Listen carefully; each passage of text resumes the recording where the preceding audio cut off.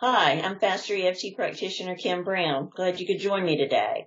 And with us also today is Deanna Ladbury, a Faster EFT practitioner in Brisbane, Australia. Welcome, Deanna. Hi, Kim. Thanks for having me. Thank you for being here. Deanna, tell us a little bit about your story and how you got involved with Faster EFT. Sure. I got involved in Faster EFT about 7 years ago. One of my very good friends, Jackie Dernan, was studying Faster EFT at that time, and she wanted some guinea pigs to work on, and I put my hand up for that role. So that's when I was first introduced to Faster EFT. So Jackie and I sort of made a bit of a pact that we would do some tapping over Skype sort of once a week. And I noticed some really big changes within myself. We probably tapped for, once a week. Sometimes it was once a fortnight, so once every 2 weeks. So, yeah, I just noticed a lot of changes in me over that time period. And, at the time I wasn't necessarily focusing on weight loss, but I ended up losing a substantial amount of weight. And I got to a certain point in my journey, I suppose you could say, and I decided that I had done enough work, and Jackie started to get busy in her practice, and we decided that it was probably best if we just kind of let it go. Anyway, I sort of didn't do any tapping then for the next 12 months. And I woke up one morning and decided that I felt like crap again, and I felt like shit again. So interestingly enough, my mind went back to how do I go from feeling so good to feeling so bad again, and being back in this place of not being happy with myself or my life or where my life's going. And that morning I picked up the phone and I spoke to Jackie and I said, look, I don't know what happened, what was going on with the tapping. And I said, but it was the one thing that really, really worked for me. And funnily enough, she had said to me, and I said, can you tell me about it and tell me how, like the why behind it and the how? And I needed to know how it worked because, when I was tapping on myself, I wasn't really getting any results. So at that point she said, it's so interesting that you're searching for this right now because Robert, who is the founder of Faster EFT, was coming to Australia within the next month. So I signed up for level 1, and the rest is, kind of history, I suppose. As you said, I'm a level 4 practitioner now. I've been to Habilitat a couple of times. I suppose it's just been it was a sort of an aha moment to realise that it was the tapping that was making the difference for my life and the way I wanted to proceed. And it was interesting because in that moment of talking to Jackie on the phone and getting the details of how I was going to learn how to do it for myself, it was that moment of I really want to commit to my own personal growth. So That's a big thing, isn't it? Yeah. And I think in that moment I made that decision of, I'm not going to allow anything else to kind of rule my life anymore. I'm going to make it my, a really big goal of mine, and I'm going to commit to making sure that I am growing personally as much as I can. So that's my journey with Faster EFT. So you discovered that it's not I'll do it a couple weeks, get that problem fixed, and then I'm done. Well, that's the thing. I kind of thought that's how it worked. I feel great. I've lost all this weight. I feel fantastic. I'm really strong in my boundaries and my relationships and things like that. I was feeling really strong, and I was like, okay, I'm all good. And then I walked away from it for probably less than 12 months and started to realise that I needed to continue to do the work. So what is it? Why is it that we can't just push a button, it's done, tap 3 or 4 times, it's done? Is that a good thing or a bad thing? I think there's I'd like to answer that in two parts, because I think the bad thing about it is, I mean, coming into Faster EFT, I didn't realise that it was that, personal growth is this ongoing thing. There's not this, back then at that point where I was in my personal growth, I was kind of like, oh, just make me feel good and it's all done. Good stuff, like happy days. So I think it depends on where you're at in your own circumstances, I think. And I think having learnt what I've learnt over the past, 5, 6, 7 years, is that it's ongoing. We're ever changing, we're ever, evolving. And as you evolve, there are more things that will come up, that you will be triggered, that will, make you feel a certain way. And the explanation for that is that it's still you. So as you continue along that journey of your own, it's very much, it changes and your view of yourself changes, but you will continue to evolve. So those things will be different that come up for you as opposed to what they were in the early stages. Yes. Yeah. Yes, and life does continue to go on around us. Absolutely. So every day. Yeah. Yeah. So here we're preparing for a hurricane. Supposedly it's going to be the worst hurricane in recorded history in this area of the United States. So people are in somewhat of a panic here, having anxiety and fear. I believe anxiety is one of your focus areas, isn't it? It sure is. I think the best focus areas that, as practitioners we can focus on are the things that we've had to deal with ourselves. So, I mean, just yesterday I was struggling with a little bit of anxiety. So it's interesting, like we said, it still comes up. It's just not to the extent that it used to. So for me, yes, anxiety, fear. I've also suffered with a little depression when I was so I had my second son and there was a little bit of postnatal depression there. So I tend to do a lot of work in those areas, not limited to those areas, but sure. I do tend to have a lot of people or a lot of clients come to me for anxiety, yes. So how does Faster EFT help someone who's experiencing anxiety? So Faster EFT helps people with anxiety because you can kind of, I suppose anxiety is usually a feeling. So depending on the person, it's different for different people, but a lot of the time, in my experience, it's been based on the feeling. So I tend to find when people call me, they're very high in their anxiety. So my 30-minute consults are sort of based on kind of bringing them back down to a sort of a platform where they feel like they're okay.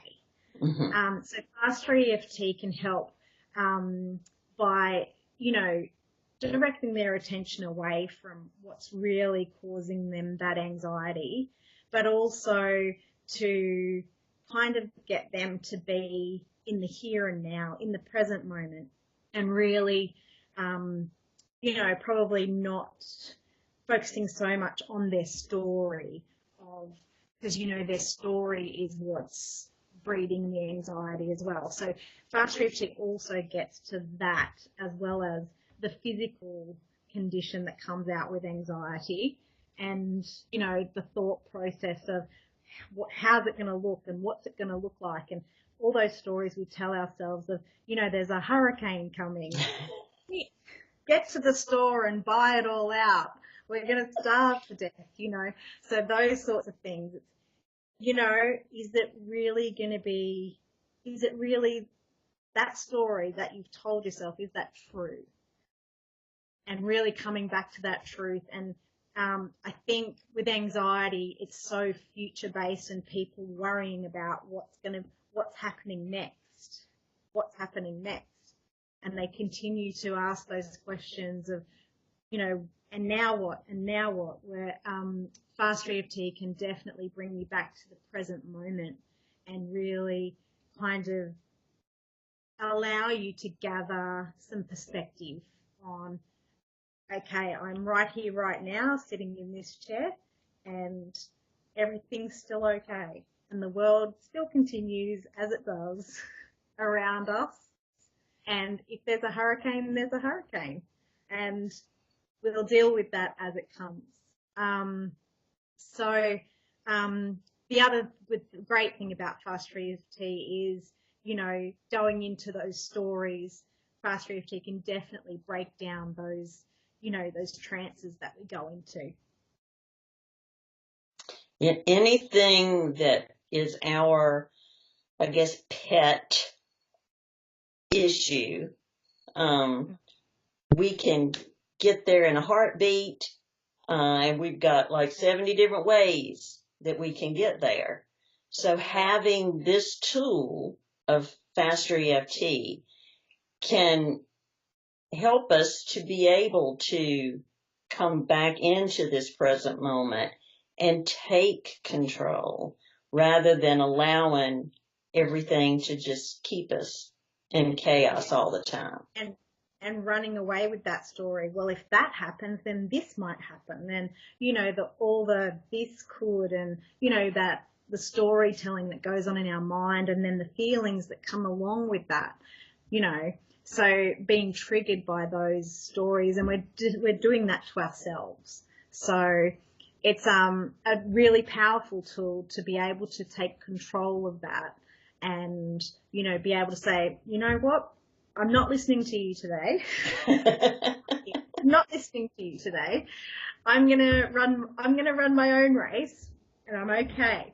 So, you know, it is a really, really good tool for that. And it's also, as you mentioned, there are so many different ways that we do things, so many different, like you say, there's so many different avenues that we're triggered. So, you know, working on, you know, certain aspects of a memory that have us triggered by something that, you know, we can think that we've changed that memory and that we've dealt with it, but there's so many neural pathways and so many links that we may not even know about until the next time we're triggered. That's right. And there's also the aspect of how long we've been doing it. Yeah. How long have we been doing anxiety? How long have we been doing the fear? Because if we've been re-referencing and building those neural pathways, and those neural pathways are really, really strong, then, you know, we don't have a one session and you're done, you know, way of going about it. It's a constant, and that's, I suppose, what I learned in my journey. It's this. It may pop up somewhere else, and that's okay, but it's a great tool to be able to move through that one and then get to the next one. Yes, yeah. So for you, did your anxiety start like when you were a child? I don't recall it being as a child, but as I've gotten older and in hindsight, I can see how it grew quite a lot in, you know, I would say from a teenager, I would say, up until sort of my mid-30s, I can see how I replayed certain circumstances and feelings and things like that would have strengthened that. And, you know, as time goes on, you get better and better and better at saying no thanks. I'm not gonna go into that story today. Thank you very much. So yeah, it's interesting how you can start to move away from that and how you've taught yourself to be previously and how you want to move forward in your life. So Yeah. what have you found to be the best thing for you to do? I know everybody's different, but what it has been the best thing for you to do when you're aware that that anxiety is knocking on your door again? Yeah. So the best thing for me to do is to tap on that feeling that comes up for me that, oh, here we go. It's a very here we go. So there's an anxiety. So I tap on that feeling and wait for it to go down. But there's also a part of me that kind of steps aside and I like to get curious with it and go, okay, is that really true? Is it true? Or is it just a story? Because a lot of the time I've let my thoughts run away and they've just concocted this great big story. And it's so funny, I used to say I had no imagination. I just used it for the wrong thing. So for me, it's always been about, yes, tap on it, but also get curious and go, is that really true? I like to really ask myself that question. Is it really That's true? a good one. Because if you really look at it, you're still, for example, at the moment I'm going through I'm looking at buying a property. And so for me, this is a big step. Um, I'm on my own with two sons. So for me, it's one of those things that, it's an unknown for me. So for me, I'm going very steady and very slowly. And I'm allowing myself to feel the fear that's involved in that. But there's also part of me that says to myself, people buy places every day, you know? Come on, you'll be okay. so, so stepping out of that and kind of asking yourself questions about, is it really true? Look at the people around you. Is that true for them? Because, I don't think it is. I think you're telling yourself stories. So, but yeah, for me, that's one of the big things is stepping outside of it and catching it before it gets too much. So tapping before it gets too much and pulling yourself back into the present moment. And for me, being present is extremely important because, if I'm somewhere else, if I'm in a different story somewhere, I'm not making decisions from a good place. I'm making decisions based on emotions, Yes. which is not a place I want to be. I want to be in a place of I've sat with this and this is what's right for me right now. So being really present and in the present moment is very, very important, and ensuring that I'm making decisions based on how I want to live my life as opposed to the emotion behind that. And I think you said you allowed yourself to feel the fear. Yeah. And then you stepped out and asked yourself questions. So that is an honoring of yourself rather than a beating yourself up. It seems that our first response before learning these mindful tools is, oh, if I'm doing something, I'll just beat myself up and surely that'll make it all better.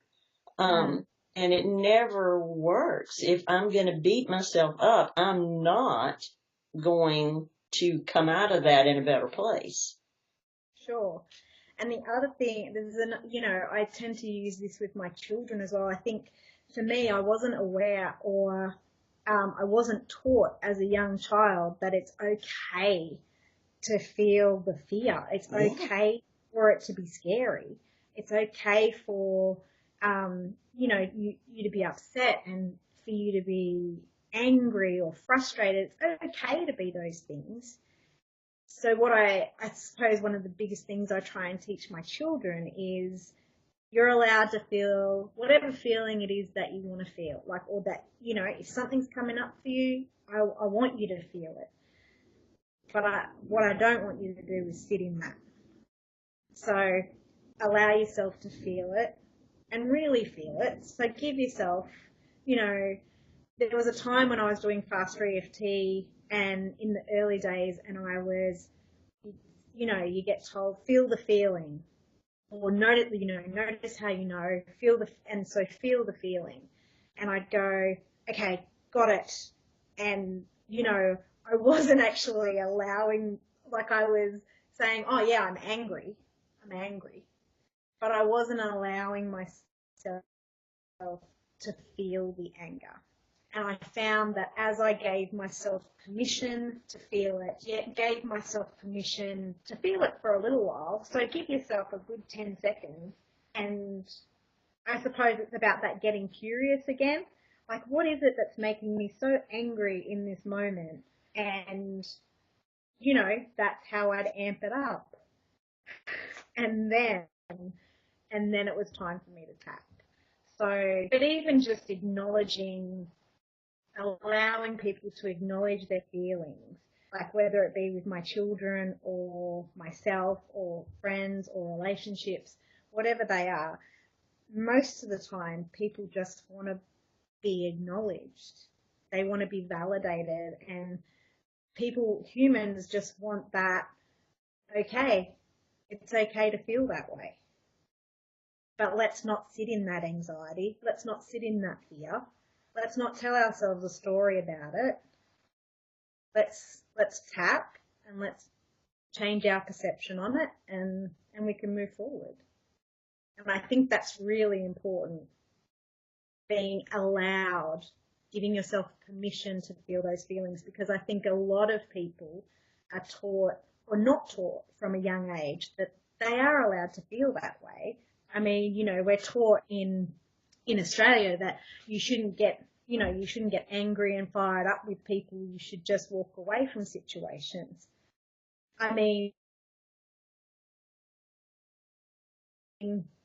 I agree with that, but I don't agree with suppressing it. So dealing with that emotion is going to take, whether there's an outburst, because that's the thing, if it's anger, then it's being suppressed, it's going to come out some other way. So it's about dealing with it, but dealing with it in a really constructive way where you have your own control over it. And that's what's so great about Faster EFT, is that you are so empowered because you have a tool that you can use, that you're calling your own shots and no one else has the power over you. It's you and you. Yeah. And you don't identify with that issue. You're not depressed Deanna. You are Deanna who may be experiencing some depression right now, but who knows how to feel it, notice it, ask yourself some questions, and change it. And that is hugely powerful. Absolutely. And I think as well, it's that, when you learn to not sit in that depression, like you go, okay, you can feel lonely, you can feel depressed or upset or lonely or scared or whatever it is, sad, feel it. That's a human response. It's okay to feel it. What I don't want is the story that goes along with it that keeps you in that. Yeah. Well, Deanna, if you had one message that you would love to share with everyone watching today, what would that message be? I think my message to anyone watching today would be that if you feel like you struggle, or that you tend to find yourself in, I suppose that go of anxiety and fear-driven responses, or if you are telling yourself a story, there's a tool out there that's really, really helpful for everyone. And, Faster EFT is a great tool. It's not an overnight fix. It does take time, and as you work on yourself, things get better and better and better, and your life begins to change. And so I suppose my message would be that there is hope for anybody that is experiencing depression or anxiety or fear, any of those, big, shame, any of those really big emotional drivers that kind of keep us from living the life that we want to live. So, yeah, I think that's my message. Beautiful. Yeah. Well, thank you, Deanna. Thank you so much for being with us today. Thanks for having me, Kim. It's been a pleasure. And Deanna and I thank all of you for watching today. If you'd like to have a session with Deanna or a 30-minute consultation to talk with her a little bit, give her a call. I'll have her information at the end of this video. Remember, no matter what you've experienced in the past, today is a new day. See you next time.